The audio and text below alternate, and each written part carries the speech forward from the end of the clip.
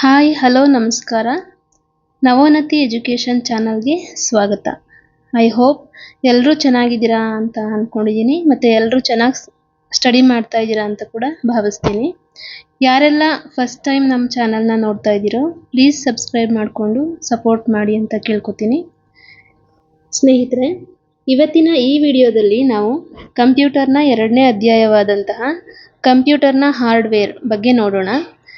ಇದಕ್ಕೂ ಹಿಂದೆ ನಾನು ಕಂಪ್ಯೂಟರ್ನ 1ನೇ ಅಧ್ಯಾಯವಾದಂತಹ ಕಂಪ್ಯೂಟರ್ ಬೇಸಿಕ್ನಲ್ಲಿ 2 ವಿಡಿಯೋಗಳನ್ನ ನಾನು ಮಾಡಿದ್ದೀನಿ. ಮೊದಲಿಗೆ ಆ ವಿಡಿಯೋಗಳನ್ನ ವೀಕ್ಷಿಸಿ, ನಂತರ ಇದನ್ನು ನೀವು ನೋಡೋದ್ರಿಂದ ನಿಮಗೆ ಅರ್ಥ ಆಗುತ್ತೆ ಅಂತ ನಾನು ಭಾವಿಸ್ತೀನಿ. ಈಗ 2ನೇ ಅಧ್ಯಾಯವಾದಂತಹ ಕಂಪ್ಯೂಟರ್ನ ಹಾರ್ಡ್ವೇರ್ ಬಗ್ಗೆ ನೋಡ್ತಾ ಹೋಗೋಣ. ಮೊದಲನೇ ಪ್ರಶ್ನೆ, ಹಾರ್ಡ್ವೇರ್ ಎಂದರೇನು? ಇಲ್ಲಿ ನಾನು ಒಂದು ಕಂಪ್ಯೂಟರ್ನ ಚಿತ್ರ ಹಾಕೊಂಡಿದ್ದೀನಿ. ಈ ಚಿತ್ರದಲ್ಲಿ ಕಾಣಿಸ್ತಾ ಇರುವಂತಹ ಮಾನಿಟರ್, CPU, ಮೌಸ್, ಕೀಬೋರ್ಡ್ ಇವೆಲ್ಲವೂ ಕೂಡ ಹಾರ್ಡ್ವೇರ್ಗೆ ಉದಾಹರಣೆಗಳಾಗಿವೆ. ಓಕೆನಾ? ಹಾಗಾದರೆ ಹಾರ್ಡ್ವೇರ್ ಅಂದರೆ ಏನು ಅಂತ ಹೇಳಿ ತಿಳ್ಕೊತಾ ಹೋಗೋಣ. ಹಾರ್ಡ್ವೇರ್ ಅಂದರೆ ನಿಮ್ಗೆಲ್ರಿಗೂ ಗೊತ್ತಿರೋ ಹಾಗೆ ಮುಟ್ಟಿ ನೋಡೋಕೆ ಸಾಧ್ಯ ಆಗುವಂತಹ ವಸ್ತುಗಳನ್ನ ನಾವು ಹಾರ್ಡ್ವೇರ್ ಅಂತ ಹೇಳಿ ಕರಿತೀವಿ. ಹೇಗೆ ಅಂತ ಹೇಳಿದ್ರೆ, ಇಲ್ಲಿ ನೋಡಿ, ಕಂಪ್ಯೂಟರ್ನಲ್ಲಿ ಮುಖ್ಯವಾಗಿ 2 ಘಟಕಗಳಿವೆ. ಒಂದು ಹಾರ್ಡ್ವೇರ್, ಇನ್ನೊಂದು ಸಾಫ್ಟ್ವೇರ್. ಹಾರ್ಡ್ವೇರ್ಗೂ ಮತ್ತು ಸಾಫ್ಟ್ವೇರ್ಗೂ ಏನಪ್ಪ ವ್ಯತ್ಯಾಸ ಅಂತ ಹೇಳಿದ್ರೆ, ಇಲ್ಲಿ ನೋಡಿ, ಹಾರ್ಡ್ವೇರ್ನ ನಾವು ಮುಟ್ಟಿ ನೋಡ್ಬೋದು, ಮತ್ತು ಅದು ಭೌತಿಕವಾಗಿ ಗೋಚರ ಅಂದರೆ ಕಾಣಿಸುತ್ತೆ ಕಣ್ಣಿಗೆ, ಮತ್ತು ಇದು ಸ್ಥಳವನ್ನು ಆಕ್ರಮಿಸುತ್ತೆ. ಎಕ್ಸಾಂಪಲ್ಗೆ ಈಗಾಗಲೇ ನೋಡಿದ್ದೀರಾ, ಕೀಬೋರ್ಡ್, ಮೌಸ್, ಸ್ಪೀಕರ್, ಮಾನಿಟರ್ ಇವೆಲ್ಲವೂ ಕೂಡ ಹಾರ್ಡ್ವೇರ್ಗೆ ಎಕ್ಸಾಂಪಲ್ ಆಗಿರುತ್ತೆ. ಹಾಗಾದರೆ ಸಾಫ್ಟ್ವೇರ್ ಅಂತ ಹೇಳಿದ್ರೆ ಏನು? ಇದು ನೋಡೋದಕ್ಕೆ ಸಾಧ್ಯ ಇಲ್ಲ, ಭೌತಿಕವಾಗಿ ಗೋಚರ ಆಗೋದಿಲ್ಲ, ಸ್ಥಳವನ್ನು ಕೂಡ ಆಕ್ರಮಿಸೋದಿಲ್ಲ. ಉದಾಹರಣೆಗೆ ಎಲ್ಲ ಆ್ಯಪ್ಸ್ಗಳು. ಮತ್ತು ಮೊಬೈಲ್ನಲ್ಲಿ ಬಂದಾಗ ಆ್ಯಂಡ್ರಾಯ್ಡ್ ಅಂತ ಹೇಳಿ ಆಪ್ರೇಟಿಂಗ್ ಸಿಸ್ಟಮ್ ಇರುತ್ತೆ, ಅದು ಕೂಡ ಒಂದು ಸಾಫ್ಟ್ವೇರ್ ಆಗಿರುತ್ತೆ. ಹಾಗೆ ಕಂಪ್ಯೂಟರಲ್ಲಿ ಬಂದಾಗ ವಿಂಡೋಸ್ ಕೂಡ ಕಂಪ್ಯೂಟರ್ನಲ್ಲಿರುವಂತಹ ಒಂದು ಆಪರೇಟಿಂಗ್ ಸಿಸ್ಟಮ್ ಆಗಿರುತ್ತೆ, ಇದು ಕೂಡ ಸಾಫ್ಟ್ವೇರ್ಗೆ ಒಂದು ಎಕ್ಸಾಂಪಲ್. ಇದಿಷ್ಟು ಹಾರ್ಡ್ವೇರ್ ಮತ್ತು ಸಾಫ್ಟ್ವೇರ್ಗೂ ಇರುವಂತಹ ವ್ಯತ್ಯಾಸಗಳು. ಈಗ ಅರ್ಥ ಆಯಿತು ಅಂದ್ಕೋತೀನಿ ಹಾರ್ಡ್ವೇರ್ ಅಂದರೆ ಏನು ಅಂತ. ಹಾರ್ಡ್ವೇರ್ ಅಂತ ಅಂದರೆ ನೋಡ್ಬೋದು, ಅದು ಸ್ಥಳವನ್ನು ಆಕ್ರಮಿಸುತ್ತೆ, ನಮಗೆ ಭೌತಿಕವಾಗಿ ಕಣ್ಣಿಗೆ ಕಾಣಿಸುತ್ತೆ. ಸೊ ಈ ಒಂದು ಲಕ್ಷಣವನ್ನು ಹೊಂದಿರುವಂತಹ ವಸ್ತುಗಳಿಗೆ ನಾವು ಹಾರ್ಡ್ವೇರ್ ಅಂತ ಹೇಳಿ ಕರಿತಾ ಹೋಗ್ತೀವಿ. ಈ ಹಾರ್ಡ್ವೇರ್ನ ನಾವು ಮತ್ತೆ 4 ಭಾಗಗಳಾಗಿ ವಿಭಾಗವನ್ನು ಮಾಡ್ತಾ ಹೋಗ್ತೀವಿ. ಯಾವುದಪ್ಪ ಅಂತ ಹೇಳಿದ್ರೆ, input device, output device, input cum output device, ಮತ್ತು ಅದರ್ ಹಾರ್ಡ್ವೇರ್ ಅಂತ ಹೇಳಿ. ಹಾಗಾದರೆ ನಾವು ಒಂದೊಂದಾಗಿ ತಿಳ್ಕೊತಾ ಹೋಗೋಣ. ಮೊದಲನೇದು ಇನ್ಪುಟ್ ಡಿವೈಸ್. ನೋಡಿ, ಇಲ್ಲಿ ಇನ್ಪುಟ್ ಎಂದರೆ ಕಂಪ್ಯೂಟರ್ಗೆ ನೀಡುವ ಮಾಹಿತಿಯಾಗಿದೆ. ಓಕೆನಾ? ಹಾಗಾದರೆ ಇನ್ಪುಟ್ ಡಿವೈಸಸ್ ಯಾವುದು ಅಂತ ಹೇಳಿದ್ರೆ, keyboard, joystick, scanner, light pen, biometric reader, mouse, trackball, webcam, microphone, barcode reader, ಮತ್ತು OCR ಅಂತ ಹೇಳಿದ್ರೆ optical character reader, OMR optical marker reader, next MICR magnetic ink character recognition. ಇವಿಷ್ಟು ಕೂಡ input ಡಿವೈಸ್ಗಳಾಗಿದೆ. ಓಕೆನಾ? ನಮಗೇನೋ ಒಂದು ಮಾಹಿತಿ ಬೇಕು ಅಂತ ಹೇಳಿ ಕಂಪ್ಯೂಟರ್ಗೆ ನಾವು ಈ ಒಂದು ಇನ್ಪುಟ್ ಡಿವೈಸಸ್ನ ಯೂಸ್ ಮಾಡಿಕೊಂಡು ಮಾಹಿತಿಯನ್ನು ಕಂಪ್ಯೂಟರ್ಗೆ ನೀಡಬಹುದಾಗಿದೆ. ಸೊ ಇವಕ್ಕೆ ನಾವು ಇನ್ಪುಟ್ ಡಿವೈಸಸ್ ಅಂತ ಹೇಳಿ ಕರಿತಾ ಹೋಗ್ತೀವಿ. ಓಕೆನಾ? ನೆಕ್ಸ್ಟು ಇದು ಹಾರ್ಡ್ವೇರ್ನ ಒಂದು ಭಾಗ ಆದರೆ, ಹಾರ್ಡ್ವೇರ್ನಲ್ಲಿ 4 ಭಾಗಗಳು ಹೇಳಿದೆ ಅಲ್ವಾ. ನೆಕ್ಸ್ಟು 2ನೇ ಭಾಗ ಯಾವುದು ಅಂತ ಹೇಳಿದ್ರೆ ಔಟ್ಪುಟ್. ಹಾಗಾದರೆ ಔಟ್ಪುಟ್ ಅಂದರೆ ಏನು? ಔಟ್ಪುಟ್ನ ಡಿವೈಸಸ್ ಯಾವುದು ನೋಡ್ತಾ ಹೋಗೋಣ. ಔಟ್ಪುಟ್ ಅಂತ ಹೇಳಿದ್ರೆ ಕಂಪ್ಯೂಟರ್ನಿಂದ ಹೊರಬರುವ ಫಲಿತಾಂಶ, ಉತ್ಪನ್ನ ಅಥವಾ ಮಾಹಿತಿಯನ್ನು ಔಟ್ಪುಟ್ ಅಂತ ಹೇಳಿ ಕರಿತಾ ಹೋಗ್ತಾರೆ. ಹಾಗಾದರೆ ಔಟ್ಪುಟ್ ಡಿವೈಸಸ್ ಯಾವುದಪ್ಪ ಅಂತ ಹೇಳಿದ್ರೆ ಮಾನಿಟರ್, ಪ್ರಿಂಟರ್, ಪ್ಲಾಟರ್, ಪ್ರೊಜೆಕ್ಟರ್ ಮತ್ತು ಸ್ಪೀಕರ್ ಇವಿಷ್ಟು ಕೂಡ ಔಟ್ಪುಟ್ ಡಿವೈಸಸ್ಗಳಾಗಿವೆ. ಇದು ಕೂಡ ಹಾರ್ಡ್ವೇರ್ನ ಒಂದು ಭಾಗ ಆಗಿದೆ. ಯಾವುದು? ಔಟ್ಪುಟ್. ಹಾಗಾದರೆ next input cum output devices ಅಂತ ಹೇಳಿ, ಇದು ಕೂಡ ಹಾರ್ಡ್ವೇರ್ನ ಒಂದು ಭಾಗ. ಒಟ್ಟು 4 ಭಾಗಗಳಾಗಿ ಮಾಡಿದ್ದು ಅಲ್ವಾ ಹಾರ್ಡ್ವೇರ್ನಲ್ಲಿ, ಇನ್ಪುಟ್, ಔಟ್ಪುಟ್ ಮತ್ತು input cum output devices, other hardwares. ಹಾಗಾದರೆ ಇನ್ಪುಟ್ ಕಮ್ ಔಟ್ಪುಟ್ ಡಿವೈಸಸ್ ಯಾವುದು ಏನಂತ ಹೇಳಿದ್ರೆ, ಕೆಲವು ಸಾಧನಗಳು ಇನ್ಪುಟ್ ಮತ್ತು ಔಟ್ಪುಟ್ ಎರಡೂ ಕಾರ್ಯಗಳನ್ನು ನಿರ್ವಹಿಸುತ್ತವೆ. ಇಂತಹ ಸಾಧನಗಳಿಗೆ ಇನ್ಪುಟ್ ಕಮ್ ಔಟ್ಪುಟ್ ಸಾಧನಗಳು ಅಂತ ಹೇಳಿ ಕರಿತೀವಿ. ಓಕೆನಾ? ಯಾವುದು ಅದು ಅಂತ ಹೇಳಿದ್ರೆ touch screen, digital camera, fax, ಮೋಡೆಮ್ನ ಮಾಡ್ಯುಲೇಷನ್ ಆ್ಯಂಡ್ ಡಿಮಾಡ್ಯುಲೇಷನ್ ಅಂತ ಕೂಡ ಕರಿತಾ ಹೋಗ್ತಾರೆ. ಈ ಅಬ್ರಿವೇಷನ್ಗಳನ್ನು ಕೂಡ ಕೇಳ್ತಾ ಹೋಗ್ತಾರೆ, ಗಮನ ಇಟ್ಟು ನೋಡ್ಕೊಳ್ಳಿ. ಮೋಡೆಮ್ ಅಂತ ಹೇಳಿದ್ರೆ ಮಾಡ್ಯುಲೇಷನ್ ಆ್ಯಂಡ್ ಡಿಮಾಡ್ಯುಲೇಷನ್. ಇವಿಷ್ಟು ಇನ್ಪುಟ್ ಕಮ್ ಔಟ್ಪುಟ್ ಡಿವೈಸಸ್ ಎರಡೂ ಕೆಲಸವನ್ನು ಮಾಡ್ತಾ ಹೋಗ್ತವೆ. Next other hardware, bus, ports, SMPS ಅಂತ ಹೇಳಿದ್ರೆ ಸ್ವಿಚ್ ಮೋಡ್ ಪವರ್ ಸಪ್ಲೈ, ಮತ್ತು ಬಯೋಸ್ ಅಂತ ಹೇಳಿದ್ರೆ basic input outputs. Next complementary metal oxide semiconductor ಅಂತ ಹೇಳಿ ಇವಿಷ್ಟು ಅದರ್ ಹಾರ್ಡ್ವೇರ್ಸ್ಗಳಾಗಿರುತ್ತೆ. ಈಗ ಏನು ಹಾರ್ಡ್ವೇರ್ನಲ್ಲಿರುವಂತಹ 4 ವಿಭಾಗಗಳ ಬಗ್ಗೆ ತಿಳ್ಕೊಂಡ್ವಿ. Input devices, output devices, input cum output devices ಮತ್ತು ಅದರ್ ಹಾರ್ಡ್ವೇರ್ಸ್. ಇದ್ರ ಮೇಲೆ ಕ್ವಶನ್ ಹೇಗೆ ಕೇಳ್ತಾರಪ್ಪ ಅಂತ ಹೇಳಿದ್ರೆ ನೋಡಿ, ಇಲ್ಲಿ 2ನೇ ಪ್ರಶ್ನೆ. ಡಿಜಿಟಲ್ ಕ್ಯಾಮರಾ ಒಂದು ಡ್ಯಾಶ್ ಸಾಧನವಾಗಿದೆ. Options: A input, B output, C input cum output, D software. ಉತ್ತರ ಇನ್ಪುಟ್ ಕಮ್ ಔಟ್ಪುಟ್ ಸಾಧನವಾಗಿದೆ. ಡಿಜಿಟಲ್ ಕ್ಯಾಮರಾ ಒಂದು ಇನ್ಪುಟ್ ಮತ್ತು ಇನ್ಪುಟ್ ಕಮ್ ಔಟ್ಪುಟ್ ಸಾಧನ ಆಗಿದೆ. ಸೊ ಈ ಥರ ಕ್ವಶನ್ಸ್ನ ಹಿಂಗೆ ಕೇಳ್ಬೋದು. ಮುಂದಿನ ಪ್ರಶ್ನೆ, ಕೀಬೋರ್ಡ್ ಅನ್ನು ಅಭಿವೃದ್ಧಿಪಡಿಸಿದವರು ಯಾರು? A Douglas Engelbart, B Christopher Latham Sholes, C Charles Babbage, D J P. Eckert. ಉತ್ತರ ಬಂದು ಬಿ ಕ್ರಿಸ್ಟೋಫರ್ ಲಾಥಮ್ ಶೋಲ್ಸ್ ಅಂತ ಹೇಳಿ. ಇವರು ಕ್ವರ್ಟಿ ಕೀಬೋರ್ಡನ್ನು 1870ರ ದಶಕದಲ್ಲಿ ಅಭಿವೃದ್ಧಿಪಡಿಸಿದ್ರು. ಈಗ ನಾವು ಪ್ರಸ್ತುತ ಬಳಸ್ತಾ ಇರೋದು ಕೂಡ ಕ್ವರ್ಟಿ ಕೀಬೋರ್ಡೇ ಆಗಿದೆ. ಕ್ವರ್ಟಿ ಅಂತ ಹೇಳಿದ್ರೆ ನೀವು ಈ ಕೀಬೋರ್ಡ್ನ ಅಬ್ಸರ್ವ್ ಮಾಡಿದಾಗ ಅಲ್ಲಿ QWERTY ಅಂತ ಹೇಳಿ ಸ್ಟಾರ್ಟಿಂಗ್ ಲೆಟರ್ಸಿಂದ ಈ ಲೆಟರ್ಸಿಂದ ಸ್ಟಾರ್ಟ್ ಆಗುತ್ತೆ. ಸೊ ಅದಕ್ಕೆ ಇದನ್ನು ಕ್ವರ್ಟಿ ಕೀಬೋರ್ಡ್ ಅಂತ ಹೇಳಿ ಕರೀತಾರೆ. ಈ ಕ್ವರ್ಟಿ ಕೀಬೋರ್ಡ್ನಲ್ಲಿರುವಂತಹ ಒಟ್ಟು ಕೀಗಳ ಸಂಖ್ಯೆ ಬಂದು 101ರಿಂದ 108. ಇಷ್ಟು ಕೀಗಳು ಆ ಒಂದು ಕ್ವರ್ಟಿ ಕೀಬೋರ್ಡ್ನಲ್ಲಿ ಕಾಣಬಹುದು. ಹಾಗಾದರೆ ಲ್ಯಾಪ್ಟಾಪ್ನಲ್ಲಿ ಎಷ್ಟು ಕೀಗಳಿರುತ್ತಪ್ಪ ಅಂತ ಹೇಳಿದ್ರೆ 80ರಿಂದ 85 ಕೀಗಳು ಇರುತ್ತೆ. ಮತ್ತು ಹೊಸ ಕೀಬೋರ್ಡ್ನಲ್ಲಿ ಆಲ್ಟ್, ಕಂಟ್ರೋಲ್, ಶಿಫ್ಟ್ ಈ ಕೀಗಳು 2 ಬಾರಿ ಇದೆ. ಓಕೆನಾ? ಏಕೆ ಅಂತ ಹೇಳಿದ್ರೆ ವರ್ಕ್ ಮಾಡೋಕ್ಕೆ ಈಸಿ ಆಗಲಿ ಅಂತ ಹೇಳಿ ಈ ಒಂದು 3 ಆಲ್ಟ್, ಕಂಟ್ರೋಲ್, ಶಿಫ್ಟ್ ಕೀಗಳನ್ನ 2 ಬಾರಿ ಕೀಬೋರ್ಡ್ನಲ್ಲಿ ಅಳವಡಿಸಲಾಗಿದೆ. ಓಕೆನಾ? ನೆಕ್ಸ್ಟು 4ನೇ ಪ್ರಶ್ನೆ, ಈ ಕೆಳಗಿನವುಗಳಲ್ಲಿ ಮಾಡಿಫೈ ಕೀಸ್ ಅಥವಾ ಕಾಂಬಿನೇಷನ್ ಕೀಸ್ ಯಾವುದು? Options: function key, alt key, backspace key ಮತ್ತು ಎಂಟರ್ ಕೀ. ಉತ್ತರ ಬಂದು ಆಲ್ಟ್ ಕೀ. ಈ ಒಂದು ಆಲ್ಟ್ ಕೀ, ಕಂಟ್ರೋಲ್ ಕೀ ಮತ್ತು ಶಿಫ್ಟ್ ಕೀಗಳನ್ನ ನಾವು ಮಾಡಿಫೈ ಕೀಸ್ ಅಂತ ಹೇಳಿ ಕರಿತಾ ಹೋಗ್ತೀವಿ. ಓಕೆನಾ?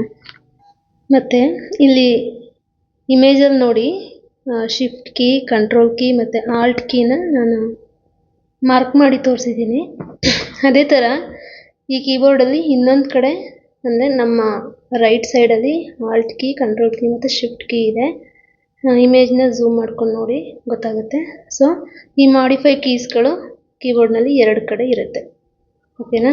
ಯಾಕೆ? ಟೈಪಿಂಗ್ಗೆ ಅನುಕೂಲ ಆಗಲಿ ಅನ್ನೋಕ್ಕೋಸ್ಕರ 2 ಸೈಡ್ನಲ್ಲಿ ಈ 3 ಕೀಗಳನ್ನ ಕೊಟ್ಟಿರ್ತಾರೆ. ಓಕೆನಾ? ಕ್ವಶನ್ಸ್ ಆಗಬಹುದು ಮಾಡಿಫೈ ಕೀಸ್ ಅಥವಾ ಕಾಂಬಿನೇಷನ್ಸ್ ಕೀಸ್ಗಳು ಯಾವುದು ಅಂತ ಗಮನ ಇಟ್ಟು ನೋಡ್ಕೊಳ್ಳಿ. ನೆಕ್ಸ್ಟು ಆಲ್ಫಾ ನ್ಯೂಮೆರಿಕ್ ಕೀಸ್ ಅಂತ ಅಂದರೆ ಆಲ್ಫಾಬೆಟ್ಸು A to Z ಇರುತ್ತೆ ಮತ್ತು ನಂಬರ್ಸು 0 to 9 ಇರುತ್ತೆ. ನ್ಯೂಮೆರಿಕ್ ಕೀಸ್ ಇದರಲ್ಲಿ 0 to 9 ನಂಬರ್ಸ್ ಮತ್ತು ಮ್ಯಾಥ್ಸ್ ಆಪರೇಟರ್ಸ್ಗಳಿರುತ್ತೆ. ನೆಕ್ಸ್ಟು ಪಂಕ್ಚುಯೇಷನ್ ಕೀಸ್ ಅಂತ ಹೇಳಿ ಇದು ಗೊತ್ತಿರುತ್ತೆ. ಏನು ಲೇಖನ ಚಿಹ್ನೆಗಳು ಅಂತ ಹೇಳಿ ಕನ್ನಡದಲ್ಲಿ ಕರಿತೀವಲ್ಲ, ಅದನ್ನೇ ಕೀಬೋರ್ಡಲ್ಲೂ ಕೂಡ ಇರುತ್ತೆ. ಅದನ್ನು ಪಂಕ್ಚುಯೇಷನ್ ಕೀಸ್ ಅಂತ ಹೇಳಿ ಕರಿತೀವಿ. Next function keys, F keys ಅಂತ ಹೇಳಿ ಕರಿತಾ ಹೋಗ್ತೀವಿ ಇದನ್ನು. ಇವು 12 ಕೀಸ್ಗಳಿರುತ್ತೆ. F1 help, F2 rename, F3 searching, F4 program close, F5 refresh, F6 address, F7 spelling and grammar check, F8 reboot, F9 brightness down, F10 brightness high, F11 full screen, F12 save.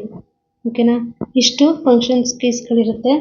ಯಾವ್ದು ಬೇಕಾದರೂ ಕೇಳಬಹುದು. So ಏನು ಮಾಡಿ ಒಂದು ಕಡೆ ಬರ್ಕೊಂಡು ಇದನ್ನು by heart ಆದರೂ ಮಾಡಿ ಹೇಗಾದರೂ ಒಟ್ಟಿನಲ್ಲಿ ಕಲೀಲೇಬೇಕಾಗುತ್ತೆ. ಯಾಕೆಂದರೆ ಯಾವ್ದು ಕೇಳ್ತಾರೆ ಅಂತ ಹೇಳೋಕ್ಕಾಗಲ್ಲ. ಓಕೆನಾ, ಇದಿಷ್ಟು ಫಂಕ್ಷನ್ಸ್ ಕೀಸ್ ಆಯಿತು. 12 ಫಂಕ್ಷನ್ ಕೀಸ್ ಇದೆ. ನೆಕ್ಸ್ಟು ನ್ಯಾವಿಗೇಷನ್ ಕೀಸ್, ಆರೋ ಕೀಸ್ ಅಂತ ಕರೀತಾರೆ. Page up, page down, delete, home ಅಂತ ಹೇಳಿದ್ರೆ ಸಾಲಿನ ಮೊದಲಿಗೆ ಬರಲು, ಮತ್ತು ಎಂಡ್ ಇದು ಸಾಲಿನ ಕೊನೆಗೆ ಬರೋದಕ್ಕೆ ಈ ಎಂಡ್ ಕೀನ ಯೂಸ್ ಮಾಡ್ತಾರೆ. ಓಕೆನಾ, ಇವನ್ನ ನ್ಯಾವಿಗೇಷನ್ ಕೀಸ್ ಅಂತ ಹೇಳಿ ಕರಿತಾ ಹೋಗ್ತೀವಿ. ಇದಲ್ಲದೆ ಇನ್ನೊಂದು ಇಮೇಜ್ ಇದೆ, ಅದನ್ನು ನೋಡಿ, ಅದು ನಿಮಗೆ ಕ್ಲಿಯರಾಗಿ ಅರ್ಥ ಆಗುತ್ತೆ ಏನಂತ ಹೇಳಿ. ಇಲ್ಲಿ navigation keys insert, home, page Appu, delete, end, page down ಮತ್ತು ಕೆಳಗಡೆ ಇದೆಯಲ್ಲ ಅದು ಕೂಡ ನ್ಯಾವಿಗೇಷನ್ ಕೀಗೆ ಸೇರ್ಕೊಳ್ಳುತ್ತೆ. ಇವಿಷ್ಟನ್ನು ನ್ಯಾವಿಗೇಷನ್ ಕೀಸ್ ಅಂತ ಹೇಳಿ ಕರಿತಾ ಇರ್ತಾರೆ. ಓಕೆನಾ, next toggle keys. Toggle keys ಅಂತ ಹೇಳಿದ್ರೆ ಒಂದೇ ಕೀ ಎರಡು ರೀತಿಯ ಕೆಲಸವನ್ನು ನಿರ್ವಹಿಸುತ್ತದೆ. ಈಗ ಕ್ಯಾಪ್ಸ್ ಲಾಕ್ ಅಂತ ಇರುತ್ತೆ. ಈಗ ನಾವು ಟೈಪ್ ಮಾಡಬೇಕಾದ್ರೆ ಬಿಗ್ ಲೆಟರ್ ಮತ್ತು ಸ್ಮಾಲ್ ಲೆಟರ್ ಬೇಕಾಗುತ್ತೆ. ಆವಾಗ ಏನು ಮಾಡ್ತೀವಿ, ಈ ಕ್ಯಾಪ್ಸ್ ಲಾಕ್ನ ಯೂಸ್ ಮಾಡ್ತೀವಿ. ಬಿಗ್ ಲೆಟರ್ ಬೇಕಂದಾಗ ಅಥವಾ ಸ್ಮಾಲ್ ಲೆಟರ್ ಬೇಕಂದಾಗ ಅದನ್ನು ಒತ್ತೋದ್ರ ಮೂಲಕ ಅದು ಅಪ್ಪರ್ ಕೇಸ್ ಅಥವಾ ಲೋಯರ್ ಕೇಸ್ಗಳಾಗಿ ಆನ್ ಆಗೋದು, ಆಫ್ ಆಗೋದು ಏನಾಗುತ್ತೆ, ನಡೀತಾ ಹೋಗುತ್ತೆ.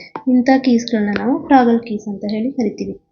ಎಷ್ಟಿವೆ ಈ ಟಾಗಲ್ ಕೀಸು ಅಂದರೆ ಕೀಬೋರ್ಡ್ನಲ್ಲಿ 3 ಇದೆ. ಒಂದು ಕ್ಯಾಪ್ಸ್ ಲಾಕು, ಇನ್ನೊಂದು ನಮ್ ಲಾಕು, ಇನ್ನೊಂದು ಸ್ಕ್ರಾಲ್ ಲಾಕ್. ಓಕೆನಾ, ಇವು ಮೂರನ್ನು ನಾವು ಟಾಗಲ್ ಕೀಸ್ ಅಂತ ಹೇಳಿ ಕರಿತಾ ಹೋಗ್ತೀವಿ. ನೆಕ್ಸ್ಟು ಅತಿ ಉದ್ದವಾದ ಕೀ ಯಾವುದು ಅಂತ ಕೇಳ್ತಾರೆ. ಅತಿ ಉದ್ದವಾದ ಕೀ ಯಾವುದು ಅಂತ ಹೇಳಿದ್ರೆ ಸ್ಪೇಸ್ ಕೀ. ಓಕೆನಾ, ಕೀಬೋರ್ಡ್ನಲ್ಲಿ ನೋಡ್ತಾ ಹೋಗಿ ಗೊತ್ತಾಗುತ್ತೆ. ಎಂಟರ್ ಕೀ ಅಂತ ಹೇಳಿದ್ರೆ ನೆಕ್ಸ್ಟ್ ಮುಂದಿನ ಸಾಲಿಗೆ ಹೋಗೋದಕ್ಕೋಸ್ಕರ ಎಂಟರ್ ಕೀನ ಯೂಸ್ ಮಾಡ್ತೀವಿ. ನೆಕ್ಸ್ಟು ಬ್ಯಾಕ್ ಸ್ಪೇಸ್ ಕೀ ಅಂತ ಹೇಳಿ, ಇದು ಏನಾದರೂ ಟೈಪ್ ಮಾಡಿರೋದು ತಪ್ಪಾಗಿದೆ ಅದನ್ನು ಅಳಿಸೋದಕ್ಕೋಸ್ಕರ ಯೂಸ್ ಮಾಡ್ತೀವಿ. ನೆಕ್ಸ್ಟ್ ಎಸ್ಕೇಪ್ ಕೀ ಏನಕ್ಕೆ ಯೂಸ್ ಮಾಡ್ತೀವಪ್ಪ ಅಂತ ಹೇಳಿದ್ರೆ ಪ್ರಸ್ತುತ ಚಾಲನೆಯಲ್ಲಿರುವ ಪ್ರೋಗ್ರಾಮಿಂದ ಹೊರಗಡೆ ಬರೋದಕ್ಕೆ. ಈಗ ನಾವೇನೋ ಒಂದು ಪ್ರೋಗ್ರಾಮ್ ಓಪನ್ ಮಾಡ್ಕೊಂಡಿರ್ತೀವಿ, ಅದರಿಂದ ಹೊರಗಡೆ ಬರಬೇಕು ಅಂದರೆ ಎಸ್ಕೇಪ್ ಕೀನ ಎಂಟರ್ ಮಾಡೋದ್ರಿಂದ ನಾವು ಪ್ರೋಗ್ರಾಮಿಂದ ಹೊರಗೆ ಬರ್ಬೋದು. ಓಕೆನಾ, ಇದಿಷ್ಟು. ನೆಕ್ಸ್ಟು 5ನೇ ಪ್ರಶ್ನೆ, ಮೌಸ್ನ ಪಿತಾಮಹ ಯಾರು? A Charles Babbage, B Christopher Latham Shole, C Douglas Engelbart, D Ted Hoff. ಉತ್ತರ ಬಂದು ಡಾಗ್ಲಾಸ್ ಏಂಜಲ್ ಬರ್ಟ್ ಅಂತ ಹೇಳಿ. ಇವರು ಮೌಸನ್ನು ಏನು ಮಾಡ್ತಾರೆ, ಕಂಡು ಹಿಡಿದಿರುವಂತಹ ವಿಜ್ಞಾನಿಯಾಗಿರ್ತಾರೆ. ಮೌಸ್ ಅಂತ ಅಂದರೆ ಏನಪ್ಪ ಅಂತ ಅಂದರೆ mechanically operated user search engine. ಮೌಸ್ನ ಒಂದು ಫುಲ್ ಫಾರ್ಮ್ ಬಂದು mechanically operated user search engine ಅಂತ. ಇನ್ನು ಟೈಪ್ಸ್ ಆಫ್ ಮೌಸ್ ಬಂದರೆ 3 ಟೈಪ್ಸ್ ಆಫ್ ಮೌಸಸ್ ಇದೆ. ಒಂದು ಮೆಕ್ಯಾನಿಕಲು, ಇನ್ನೊಂದು ಆಪ್ಟಿಕಲು, ಇನ್ನೊಂದು ವೈರ್ಲೆಸ್. 3 ರೀತಿಯಾದ ಮೌಸ್ಗಳನ್ನ ನಾವು ನೋಡಬಹುದು. ಇದಿಷ್ಟು ಮೌಸ್ನ ಬಗ್ಗೆ ಆಗಿರುತ್ತೆ. ಮುಂದಿನ ಒಂದು ಸ್ಲೈಡ್ಗೆ ಹೋಗೋಣ. ಮೌಸ್ ಲೆಫ್ಟ್ ಬಟನ್ನ ಕ್ಲಿಕ್ ಮಾಡೋದ್ರಿಂದ ಏನಾಗುತ್ತೆ, ಸಿಂಗಲ್ ಕ್ಲಿಕ್ ಮಾಡೋದ್ರಿಂದ ಏನಾಗುತ್ತೆ, ಡಬಲ್ ಕ್ಲಿಕ್ ಮಾಡೋದ್ರಿಂದ ಏನಾಗುತ್ತೆ ಅಂತ ನೋಡೋಣ. ಮೌಸ್ನ ಲೆಫ್ಟ್ ಬಟನ್ ಸಿಂಗಲ್ ಕ್ಲಿಕ್ ಮಾಡಿದರೆ ಫೈಲ್ ಅಥವಾ ಫೋಲ್ಡರ್ ಆಯ್ಕೆ ಆಗುತ್ತದೆ. ಅಂತ ಅಂದರೆ ಒಂದು ಫೈಲ್ ಅಥವಾ ಫೋಲ್ಡರ್ನ ಸೆಲೆಕ್ಟ್ ಮಾಡ್ಕೋಬೇಕು ಅಂತ ಹೇಳಿದ್ರೆ ಮೌಸ್ನ ಲೆಫ್ಟ್ ಬಟನ್ನ ಸಿಂಗಲ್ ಕ್ಲಿಕ್ ಮಾಡಬೇಕಾಗುತ್ತೆ. ಓಕೆನಾ, ನೆಕ್ಸ್ಟು ಮೌಸ್ನ ಲೆಫ್ಟ್ ಬಟನ್ ಡಬಲ್ ಕ್ಲಿಕ್ ಮಾಡಿದ್ರೆ ಆ ಸೆಲೆಕ್ಟ್ ಮಾಡ್ಕೊಂಡಿರುವಂತಹ ಫೈಲು ಅಥವಾ ಫೋಲ್ಡರು ಓಪನ್ ಆಗುತ್ತೆ. ಓಕೆನಾ, ಫೈಲ್ನ ಸೆಲೆಕ್ಟ್ ಮಾಡ್ಕೋಬೇಕು ಅಂದರೆ ಲೆಫ್ಟ್ ಬಟನ್ನ ಸಿಂಗಲ್ ಕ್ಲಿಕ್ ಮಾಡಬೇಕು. ಅದೇ ಮೌಸ್ನಲ್ಲಿ ಲೆಫ್ಟ್ ಬಟನ್ ಡಬಲ್ ಕ್ಲಿಕ್ ಮಾಡಿದ್ರೆ ಸೆಲೆಕ್ಟ್ ಆಗಿರುವಂತಹ ಫೋಲ್ಡರ್ ಅಥವಾ ಫೈಲ್ ಓಪನ್ ಆಗುತ್ತೆ. ಇದಿಷ್ಟು. ನೆಕ್ಸ್ಟು ರೈಟ್ ಬಟನ್ಗೆ ಹೋಗಿದ್ರೆ ಏನಾಗುತ್ತೆ, copy, save as, cut, delete, properties, rename, formatting, editing ಇನ್ನೂ ಹಲವಾರು ಕೆಲಸಗಳನ್ನ ಮಾಡ್ಬೋದು ಯಾವುದರಿಂದ, ಮೌಸ್ನ ರೈಟ್ ಬಟನ್ ಕ್ಲಿಕ್ ಮಾಡೋದ್ರಿಂದ. ಓಕೆನಾ. Next drag and drop. ಒಂದು ಸ್ಥಳದಲ್ಲಿರುವ ಫೈಲನ್ನು ಇನ್ನೊಂದು ಸ್ಥಳಕ್ಕೆ ಒಯ್ಯಲು ಬಳಸುತ್ತಾರೆ. ಡ್ರ್ಯಾಗ್ ಅಂತ ಹೇಳಿದ್ರೆ ಏನು ಮಾಡೋದು, ಆ ಮೌಸ್ನ ಕ್ಲಿಕ್ ಮಾಡಿ ಅದು ಇಟ್ಕೊಂಡ್ರೆ ಡ್ರ್ಯಾಗ್ ಆಗುತ್ತೆ. ಡ್ರಾಪ್ ಅಂತ ಹೇಳಿದ್ರೆ ಅದನ್ನು ತಗೊಂಡೋಗಿ ಇನ್ನೊಂದು ಕಡೆಗೆ ಏನು ಮಾಡೋದು, ಪ್ಲೇಸ್ ಚೇಂಜ್ ಮಾಡೋದು. ಇದಕ್ಕೆ ಡ್ರ್ಯಾಗ್ ಆ್ಯಂಡ್ ಡ್ರಾಪ್ ಅಂತ ಹೇಳಿ ಕರೀತಾರೆ. ಮೌಸ್ ಮತ್ತು ಲೈಟ್ ಪೆನ್ಗಳು ಪಾಯಿಂಟಿಂಗ್ ಆ್ಯಂಡ್ ಡ್ರಾಯಿಂಗ್ ಡಿವೈಸ್ ಆಗಿವೆ. Next webcam. ಇದೊಂದು ಇನ್ಪುಟ್ ಡಿವೈಸ್ ಆಗಿದೆ. ಇದು ವೈಯಕ್ತಿಕ ಭಾವಚಿತ್ರಗಳನ್ನು ಕಂಪ್ಯೂಟರ್ಗೆ ನೀಡಲು ಬಳಸುತ್ತಾರೆ. ಇದರ ಕ್ವಾಲಿಟಿಯನ್ನು ಮೆಗಾ ಪಿಕ್ಸೆಲ್ನಲ್ಲಿ ಅಳೆಯುತ್ತಾರೆ. ವೆಬ್ ಕ್ಯಾಮ್ ಅಂತ ಹೇಳಿದ್ರೆ ಇವಾಗ ನೀವು ಒಂದು ಆಧಾರ್ ಕಾರ್ಡ್ ತೆಗ್ಸಕ್ಕೆ ಹೋದಾಗ ಅಥವಾ ಇನ್ನೂ ಕೆಲವು ಲ್ಯಾಪ್ಟಾಪ್ಗಳಲ್ಲಿ ಇನ್ಬಿಲ್ಟ್ ಆಗೇ ಇರುತ್ತೆ ಅದು. ಓಕೆನಾ. ಮೇಲೆ ಕ್ಯಾಮ್ರಾ ಥರ ಇರುತ್ತೆ. ಈ ಆಧಾರ್ ಕಾರ್ಡ್ ತೆಗ್ಸಕ್ಕೆ ಹೋದಾಗೆಲ್ಲ ನೋಡಿರ್ತೀರ, ಲ್ಯಾಪ್ಟಾಪ್ ಮೇಲೆ ಒಂದು ಕ್ಯಾಮ್ರಾ ಇಟ್ಟಿರ್ತಾರಲ್ಲ, ಅದನ್ನು ವೆಬ್ ಕ್ಯಾಮ್ ಅಂತ ಹೇಳಿ ಕರಿತೀವಿ. ಅದು ನಮ್ಮ ಭಾವಚಿತ್ರಗಳನ್ನು ಕಂಪ್ಯೂಟರ್ಗೆ ನೀಡೋದಕ್ಕೆ ಸಹಾಯವನ್ನು ಮಾಡುತ್ತೆ. ಅದರ ಕ್ವಾಲಿಟಿನ ಯಾವುದರಿಂದ ಅಳಿತಾರೆ, ಮೆಗಾ ಪಿಕ್ಸೆಲ್ನಿಂದ ಅಳಿತಾರೆ. ಓಕೆನಾ. Next OCR, optical character reader ಅಂತ ಹೇಳಿ.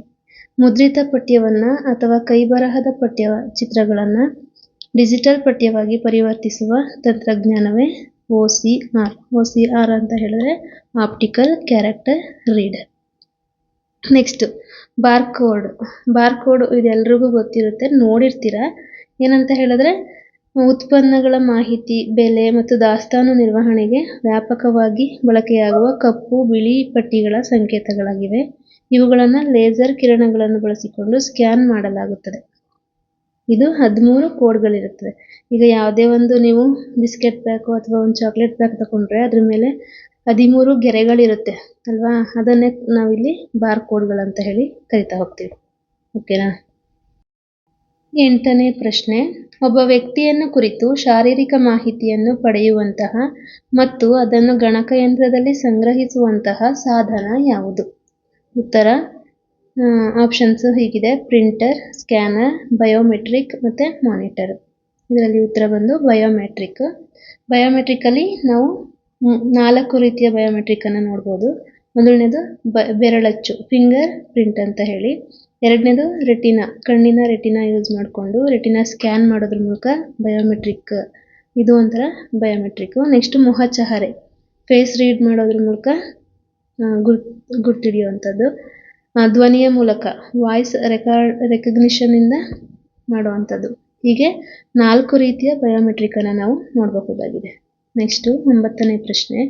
ಸ್ಪೀಕರ್ ಎಂತಹ ಸಾಧನವಾಗಿದೆ? A input device, B output device, C input cum output device, D ಯಾವುದೂ ಅಲ್ಲ. ಉತ್ತರ ಬಂದು ಔಟ್ಪುಟ್ ಡಿವೈಸ್. ಔಟ್ಪುಟ್ ಡಿವೈಸ್ಗಳು ಯಾವ್ಯಾವುದು ಅಂತ ಹೇಳಿದ್ರೆ monitor, printer, plotter, projector, speaker ಮತ್ತು ಹೆಡ್ಫೋನ್. ಇವು ಔಟ್ಪುಟ್ ಡಿವೈಸ್ಗಳಾಗಿವೆ. ಓಕೆನಾ. 10ನೇ ಪ್ರಶ್ನೆ. ಪ್ರಿಂಟರ್ನ ಔಟ್ಪುಟ್ ಗುಣಮಟ್ಟವನ್ನು ಇದರಿಂದ ಅಳೆಯುತ್ತಾರೆ. A CPS, B LPM, C PPM, D DPI. ಉತ್ತರ ಬಂದು DPI. ಡಾಟ್ ಪರ್ ಇಂಚ್ ಅಂತ ಹೇಳಿ ಕರೀತಾರೆ. ಇದು ಪ್ರಿಂಟರ್ನ ಔಟ್ಪುಟ್ ಗುಣಮಟ್ಟವನ್ನು ಅಳೆಯುವಂತಹ ಒಂದು ಸಾಧನ ಆಗಿದ್ರೆ, ಮಾನ ಆಗಿದ್ರೆ. ಇನ್ನು ಪ್ರಿಂಟರ್ನ ಸ್ಪೀಡನ್ನು ಯಾವುದರಿಂದ ಅಳಿತಾರಪ್ಪ ಅಂತ ಹೇಳಿದ್ರೆ CPS character per second, LPM line per second, PPM page per second. ಇವುಗಳನ್ನ ಯೂಸ್ ಮಾಡಿಕೊಂಡು ಪ್ರಿಂಟರ್ನ ಒಂದು ಸ್ಪೀಡನ್ನು ಅಳತೆಯನ್ನು ಮಾಡ್ತಾ ಹೋಗ್ತಾರೆ. ಇದಿಷ್ಟು ಪ್ರಿಂಟರ್ನ ಔಟ್ಪುಟ್ನ ಗುಣಮಟ್ಟವನ್ನು ಅಳೆಯೋದಕ್ಕೆ DPIನ ಯೂಸ್ ಮಾಡಿದ್ರೆ, ಪ್ರಿಂಟರ್ನ ಸ್ಪೀಡ್ನ ಅಳೆಯೋದಕ್ಕೆ CPS, LPM ಮತ್ತು PPMಗಳನ್ನು ಯೂಸ್ ಮಾಡ್ತಾ ಹೋಗ್ತಾರೆ. ನೆಕ್ಸ್ಟ್ ಪ್ರಶ್ನೆ 11ನೇ ಪ್ರಶ್ನೆ. ಉತ್ತಮ ದರ್ಜೆಯ ಪ್ರಿಂಟರ್ ಯಾವುದು? A daisy wheel, B drum printer, C laser printer, D line printer. ಉತ್ತರ ಬಂದು ಲೇಸರ್ ಪ್ರಿಂಟರ್. ಈ ಪ್ರಿಂಟರಲ್ಲಿ ಹಲವಾರು ರೀತಿಯ ನಾವು ವರ್ಗೀಕರಣವನ್ನು ಮಾಡಿರ್ತಾರೆ. ಇಲ್ಲಿ 2 ರೀತಿಯ ಪ್ರಿಂಟರ್ಗಳನ್ನ ನೋಡ್ಬೋದು ನಾವು. ಒಂದು ಇಂಪ್ಯಾಕ್ಟ್ ಪ್ರಿಂಟರ್ ಮತ್ತು ಇನ್ನೊಂದು ನಾನ್ ಇಂಪ್ಯಾಕ್ಟ್ ಪ್ರಿಂಟರ್ ಅಂತ ಹೇಳಿ. ಇಂಪ್ಯಾಕ್ಟ್ ಪ್ರಿಂಟರಲ್ಲಿ ಮತ್ತೆ ಕ್ಲಾಸಿಫಿಕೇಶನ್ ಬರುತ್ತೆ: dot matrix printer, daisy wheel printer, line printer ಮತ್ತು ಡ್ರಮ್ ಪ್ರಿಂಟರ್. ಇನ್ನು ನಾನ್ ಇಂಪ್ಯಾಕ್ಟ್ ಪ್ರಿಂಟರಲ್ಲಿ inkjet printer, laser printer ಮತ್ತು ಥರ್ಮಲ್ ಪ್ರಿಂಟರ್. ಇಲ್ಲಿ ಇಂಪ್ಯಾಕ್ಟ್ ಪ್ರಿಂಟರ್ಸ್ ಬಗ್ಗೆ ನೋಡ್ತಾ ಹೋಗೋಣ. ಇಂಪ್ಯಾಕ್ಟ್ ಪ್ರಿಂಟರ್ ಅಂತ ಹೇಳಿದ್ರೆ ಕಾಗದದ ಮೇಲೆ ನೇರವಾಗಿ ಬಡಿಯುವ ಮೂಲಕ ಅಕ್ಷರಗಳನ್ನು ಮುದ್ರಿಸುತ್ತದೆ. ಈ ಕೋರ್ಟ್ಗಳಲ್ಲೆಲ್ಲ ನೋಡಿದಾಗ ಒಂದು ರೀತಿಯ ಮೆಷಿನ್ಗಳನ್ನ ಇಟ್ಕೊಂಡು ಏನೋ ಟೈಪ್ ಮಾಡ್ತಾ ಇರ್ತಾರೆ, ಟಕ್ ಟಕ್ ಟಕ್ ಅಂತ ಸೌಂಡ್ ಬರ್ತಿರುತ್ತಲ್ಲ, ಅಂಥವನ್ನ ನಾವು ಇಂಪ್ಯಾಕ್ಟ್ ಪ್ರಿಂಟರ್ ಅಂತ ಹೇಳಿ ಕರಿತಾ ಹೋಗ್ತೀವಿ. ಈ ಮೊದಲನೇ ಇಂಪ್ಯಾಕ್ಟ್ ಪ್ರಿಂಟರ್ ಯಾವುದು ಅಂತ ಹೇಳಿದ್ರೆ ಡಾಟ್ ಮ್ಯಾಟ್ರಿಕ್ಸ್ ಪ್ರಿಂಟರ್ ಅಂತ ಹೇಳಿ. ಇದು ಸಣ್ಣ ಸೂಜಿಗಳ ಸಹಾಯದಿಂದ ಚುಕ್ಕಿಗಳನ್ನು ಬಳಸಿ ಅಕ್ಷರಗಳನ್ನು ಮುದ್ರಿಸುತ್ತದೆ. ಇದನ್ನು CPS ನಿಂದ ಅಳೆಯುತ್ತಾರೆ. CPS ಅಂತ ಹೇಳಿದ್ರೆ ಹಿಂದೆ ಹೇಳಿದೆ ಅಲ್ವಾ, ಕ್ಯಾರೆಕ್ಟರ್ ಪರ್ ಸೆಕೆಂಡ್ನಿಂದ. ಇದನ್ನು ಕ್ಯಾರೆಕ್ಟರ್ ಪ್ರಿಂಟರ್ ಅಂತ ಕೂಡ ಕರಿತಾ ಹೋಗ್ತಾರೆ. ಇದನ್ನು ಬ್ಯಾಂಕ್ಗಳಲ್ಲಿ ಬಿಲ್ ಕೌಂಟರ್ಗಳಲ್ಲಿ ಬಳಸ್ತಾರೆ. ಯಾವುದನ್ನ? ಡಾಟ್ ಮ್ಯಾಟ್ರಿಕ್ಸ್ ಪ್ರಿಂಟರನ್ನು. ಓಕೆನಾ? ಡಾಟ್ ಮ್ಯಾಟ್ರಿಕ್ಸ್ ಪ್ರಿಂಟರನ್ನು ಏನಂತ ಕರೀತಾರೆ? ಕ್ಯಾರೆಕ್ಟರ್ ಪ್ರಿಂಟರ್ ಅಂತ ಕೂಡ ಕರಿತಾ ಹೋಗ್ತಾರೆ. ಯಾಕೆಂದರೆ ಇದು ಒಂದೊಂದೇ ಲೆಟರ್ನ ಪ್ರಿಂಟ್ ಮಾಡ್ತಾ ಹೋಗುತ್ತೆ. ಸೊ ಇದನ್ನು ಡಾಟ್ ಮ್ಯಾಟ್ರಿಕ್ಸ್ ಪ್ರಿಂಟರ್ ಅಂತ ಕರೀತಾರೆ. ಎರಡನೇದು ಡೈಸಿ ವೀಲ್ ಪ್ರಿಂಟರ್. ಇದೊಂದು ಟೈಪ್ ರೈಟರ್ ಥರ ಇರುತ್ತೆ, ಚಕ್ರದ ಥರ. ಇದು ಕೂಡ ಕೇವಲ ಅಕ್ಷರಗಳನ್ನು ಮಾತ್ರ ಮುದ್ರಿಸುತ್ತದೆ. ಇದನ್ನು ಕೂಡ CPS ನಿಂದ ಅಳೆಯುತ್ತಾರೆ. ಓಕೆನಾ? ಇಂಪ್ಯಾಕ್ಟ್ ಪ್ರಿಂಟರಲ್ಲಿ ಡಾಟ್ ಮ್ಯಾಟ್ರಿಕ್ಸ್ ಪ್ರಿಂಟರ್ ನೋಡಿದ್ರಿ, ಮತ್ತು ಡೈಸಿ ವೀಲ್ ಪ್ರಿಂಟರ್ನ ನೋಡಿದ್ವಿ. Next line printer. ಇದು ಒಂದು ಹೈ ಸ್ಪೀಡ್ ಪ್ರಿಂಟರ್ ಆಗಿದ್ದು ಒಂದು ಸಮಯದಲ್ಲಿ ಒಂದು ಲೈನ್ ಅಥವಾ ಒಂದು ಸಾಲು ಪಠ್ಯವನ್ನು ಮುದ್ರಿಸುತ್ತದೆ. ಇದನ್ನು LPM ನಿಂದ ಅಳೆಯುತ್ತಾರೆ. ಇದು ಕೂಡ ಬ್ಯಾಂಕ್ನಲ್ಲಿ ಮತ್ತು ಡಾಟಾ ಸೆಂಟರ್ಗಳಲ್ಲಿ ದೊಡ್ಡ ದೊಡ್ಡ ಕಚೇರಿಗಳಲ್ಲಿ ಬಳಕೆ ಆಗುತ್ತೆ. ಯಾವುದು? Line printer. ನೆಕ್ಸ್ಟ್ ನಾನ್ ಇಂಪ್ಯಾಕ್ಟ್ ಪ್ರಿಂಟರ್. ಇವು ಕಾಗದದ ಮೇಲೆ ಬಡಿಯದೆ ಇಂಕ್ ಅಥವಾ ಟೋನರ್ಗಳನ್ನು ಬಳಸಿ ಮುದ್ರಿಸುವ ಆಧುನಿಕ ಸಾಧನಗಳಾಗಿವೆ. ಹೆಚ್ಚು ವೇಗ ಮತ್ತು ಉತ್ತಮ ಗುಣಮಟ್ಟವನ್ನು ಹೊಂದಿವೆ. ಈಗ ಅಟ್ ಪ್ರೆಸೆಂಟ್ ನಾವು ಪ್ರಿಂಟ್ಔಟ್ ತಗೋತೀವಲ್ಲ, ಜೆರಾಕ್ಸ್ ಅಂತೆಲ್ಲ ಹೇಳ್ತೀವಲ್ಲ, ಅವೆಲ್ಲವೂ ಕೂಡ ನಾನ್ ಇಂಪ್ಯಾಕ್ಟ್ ಪ್ರಿಂಟರ್ ಆಗಿರುತ್ತೆ. ಇಲ್ಲಿ ಇಂಕ್ನ ಮತ್ತು ಟೋನರ್ಗಳನ್ನ ಯೂಸ್ ಮಾಡಿ ಏನು ಮಾಡ್ತಾರೆ? ಪ್ರಿಂಟ್ ಮಾಡ್ತಾ ಹೋಗ್ತಾರೆ. ಇದರಲ್ಲಿ ಇಂಕ್ ಜೆಟ್ ಪ್ರಿಂಟರ್ ಅಂತ ಹೇಳಿ, ಇದು ಕಂಪ್ಯೂಟರ್ನಿಂದ ಡಿಜಿಟಲ್ ಮಾಹಿತಿಯನ್ನು ಪಡೆದು ಕಾಗದದ ಮೇಲೆ ಅತಿ ಸೂಕ್ಷ್ಮವಾದ ಶಾಯಿ ಹನಿಗಳನ್ನು ಸಿಂಪಡಿಸುವ ಮೂಲಕ ಮುದ್ರಿಸುವ ಸಾಧನಗಳಾಗಿವೆ. ಇದು inkjet printer. Next laser printer. Laser ಎಂಬುದು ಕಿರಣ ಮತ್ತು ಸ್ಥಾಯಿ ವಿದ್ಯುತ್ತಿನ ತಂತ್ರಜ್ಞಾನವನ್ನು ಬಳಸಿ ಟೋನರ್ ಮೂಲಕ ಕಾಗದದ ಮೇಲೆ ಮುದ್ರಿಸುವ ಸಾಧನವಾಗಿದೆ. ಪ್ರಸ್ತುತ ಇದು ಉತ್ತಮ ಗುಣಮಟ್ಟದ ಪ್ರಿಂಟರ್ ಆಗಿದೆ. ಓಕೆನಾ? ಇದು ಪ್ರಶ್ನೆ ಆಗಿದೆ. ಪ್ರಸ್ತುತ ಉತ್ತಮ ಗುಣಮಟ್ಟವನ್ನು ಹೊಂದಿರುವ ಪ್ರಿಂಟರ್ ಯಾವುದು ಅಂತ ಹೇಳಿ ಪ್ರಶ್ನೆ ಆಗಿದೆ ಆಲ್ರೆಡಿ. ಸೊ ಅದಕ್ಕೆ ಉತ್ತರ ಬಂದು ಲೇಸರ್ ಪ್ರಿಂಟರ್. ಇಷ್ಟು ಪ್ರಿಂಟರ್ನ ಒಂದು ಮಾಹಿತಿ ಆಗಿತ್ತು. ಪ್ರಿಂಟರ್ನಲ್ಲಿ ಎರಡು ರೀತಿ ಇದೆ, ಇಂಪ್ಯಾಕ್ಟ್ ಪ್ರಿಂಟರ್ ಮತ್ತು ನಾನ್ ಇಂಪ್ಯಾಕ್ಟ್ ಪ್ರಿಂಟರ್. ಇಂಪ್ಯಾಕ್ಟ್ ಪ್ರಿಂಟರಲ್ಲೂ ಸಬ್ ಪಾಯಿಂಟ್ಸ್ಗಳಿದೆ ಮತ್ತು ನಾನ್ ಇಂಪ್ಯಾಕ್ಟ್ ಪ್ರಿಂಟರಲ್ಲೂ ಸಬ್ ಪಾಯಿಂಟ್ಸ್ಗಳಿದೆ. ನೀಟಾಗಿ ನೋಟ್ ಮಾಡಿಕೊಂಡು ಓದ್ತಾ ಹೋಗಿ, ಖಂಡಿತ ಅರ್ಥ ಆಗುತ್ತೆ.